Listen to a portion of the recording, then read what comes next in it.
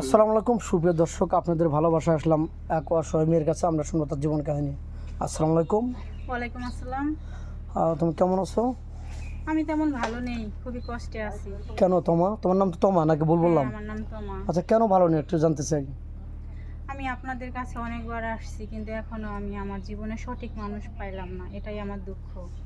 আচ্ছা, তুমি সঠিক মানুষ যে চাচ্ছ, এটা কীভাবে? তোমার তো ফোন নেই, তো যাই হোক, তোমাকে কিভাবে পাবে বলো তো? এটাই তো দুর্ভাগ্য, আসলে গরিব ঘরে জন্ম নিয়েছি তো, মা ছাড়া বড় হয়েছি সৎ মার ঘরে। সৎ মার জন্য অনেক অনেক স্বপ্নগুলো অপূর্ণ রয়ে গেছে। বাবা বৃদ্ধ, রিক্সা চালায়, দিন আনে দিন খায়, মানে এক কথায় একদম ন্যূনত ঘরের মেয়ে আমি। ও, কিন্তু সাজুগুজু করছি, একটু ভালো লাগছে, ক্যামেরার সামনে আসবো তো সেই খুশিতে একটু সাজুগুজু করে আপনাদের ক্যামেরার সামনে আসছি।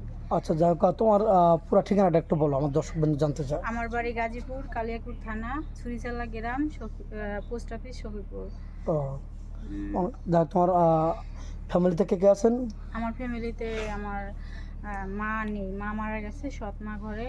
আর সৎ একটা ভাই আছে ছোট, আর আমি একাই, আমার আর কোনো ভাই বোন নেই। ও, আচ্ছা, যাক, তাহলে সংসারে এখন তুমি মোটামুটি কষ্টে আছো নাকি?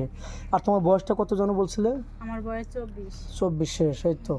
তো যাক, তোমার বয়স যেহেতু 24, তোমার চেহারাও সুন্দর, তোমার কি কোনো হ্যান্ডসাম ছেলে লাগবে, নাকি বয়স্ক হলে হবে, না মধ্যম বয়স হলে হবে, না কালা হলে হবে, কীরকম লাগবে বলো তো?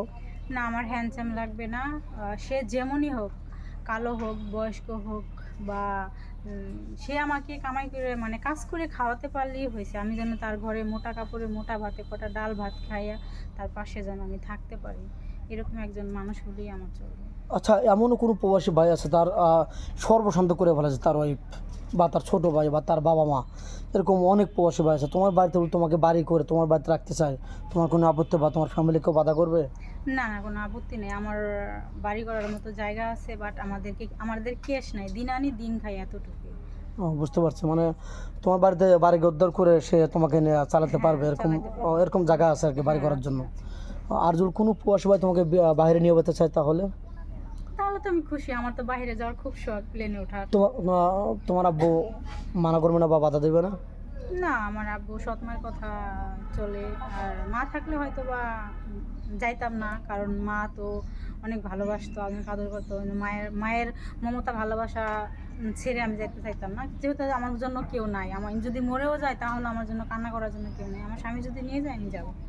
অনেক সুন্দর কথা বলছো। আচ্ছা, যাই হোক, এমনও মেয়েরা বলে যে আমার হ্যান্ডসাম ছেলে লাগবে, আমার চেহারা অনেক সুন্দর, কিন্তু যেমন তোমার কপালে এরকম একটা সুন্দর ছেলে মা পাইলো, সব দিক দিয়ে ভালো, এভরিথিং, তোমার ফ্যামিলিকে দেখে, তোমাকে তোমার মতো টেক কেয়ার করে, তোমার মতো ভালোবাসে তোমাকে, তোমার কোনো কথার অবাধ্য হয় না, তুমি তার কথা অবাধ্য হয় না, খুব ভালো। এর ভিতরে তার একটা গুণ, অবশ্যই সব গুণ আছে, একটা দোষ আছে, সে প্রতি রাতে নাইট ক্লাবে যায় তোমাকে রেখে। তাহলে তুমি তাই এই স্বামীকে তুমি কী বলবে? আমি তাকে আমার ভালোবাসা দিয়ে তাকে ভালো করবো। মানে তাকে ভালো পথে নিয়ে আসবে। হ্যাঁ। অনেক সুন্দর কথা বলছো। অন্য মেয়ে হলে বলতো যে তাকে আমি ডিভোর্স করে দেবো এবং তার সাথে ঘর করবো না, মানে রাগের বশে অনেক কিছু করে ফেলায়। মানুষ মাত্র ভুল করতে পারে, তাকে শুধরানোর মতো ক্ষমতা তার ভিতরে থাকতে হবে। নাকি ভুল বললাম বলো? না না। অনেক সুন্দর কথা বলছো, তোমার কথা ভালো লাগছে। যাই হোক, তুমি তো এখনো ফোন কিনো না, আগের ভিডিওতে বলছো তোমার ফোন ছিল না নাকি? না, আমার কোনো ফোন নেই। আচ্ছা, যাই হোক, কোনো প্রবাসী ভাই তার একটা দুটো বাচ্চা আছে, ছোটো ছোটো বেবি আছে, তার ওয়াইফ চলে গেছে আরেকজনের হাত ধরে, তোমার কি কোনো আপত্তি থাকবে? তোমাকে অনেক খুশিতে রাখবে, না, আমার কোনো আপত্তি কোনো আপত্তি নেই? তাদেরকে আবার অনেক খারাপ আচরণ করবে না তো তার সাথে, না সৎ না, মা কেন? হিসেবে? আমি তো সৎমার ঘরে বড় হয়েছি, আমি তো বুঝবো তাদের কষ্টটা। না, আমি কেন আচরণ করবো? আমি আমার ভালোবাসা দিয়ে তাদেরকে ভালো রাখবো। দর্শক বন্ধু, 5 মিনিটের ভিতর 4 মিনিটের ভিতরে কারোর জীবন সম্পর্কে পুরোটাই তুলে ধরা যায় না, যতটুকু পারলাম আপনাদের মাঝে তুলে ধরলাম। কেউ ভিডিওটা স্কিপ করবেন না, পুরো ভিডিও দেখবেন। তো যাই হোক, আর সময় বাড়াতে চাচ্ছে না, তোমার ফোন নাম্বারটা দিয়ে দেবো। সরি, তোমার তো ফোন নেই, মেয়েটার কোনো ফোন নেই, আমাদের নাম্বার দেওয়া থাকবে। কেউ ভিডিও কল দেবেন না, দয়া করে কেউ ভিডিও কল দেবেন না, অডিও কল দেবেন। ভিডিও কল দিলে ব্লক করতে বাধ্য হবে। ভালো থাকবেন, সুস্থ থাকবেন, এই সবার জন্য কামনা করি। আল্লাহ হাফেজ।